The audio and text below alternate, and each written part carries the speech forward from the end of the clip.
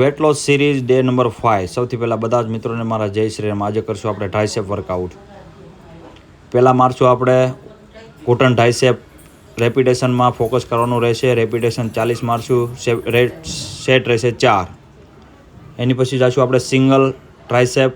એમાં પણ આપણે રેપિટેશન 25 થી 30 રેપિટેશન મારશું. 5 કિલોનો ડમ્બલ લઈને અપોઝિટ સાઈડ પણ એ જ મારશું. રેપિટેશન મારશું 3. એની પછી પુશ ડાઉન મારશું, જે આપણે રોપ પર મારશું. સેમ આ જ પોઝિશનમાં મારવાના રહેશે. રેપિટેશન મારશું 40. Set number 3.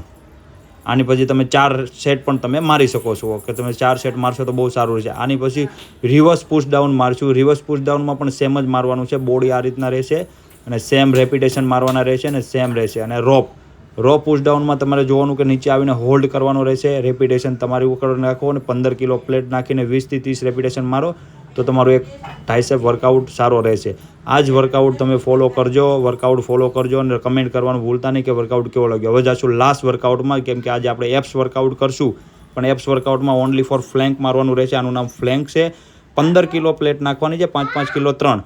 એક પ્લેટ કાઢી નાખવાની, 10 સેકન્ડથી 20 સેકન્ડ થાય. પાછી એક પ્લેટ કાઢી નાખવાની, 10-20 સેકન્ડ થાય.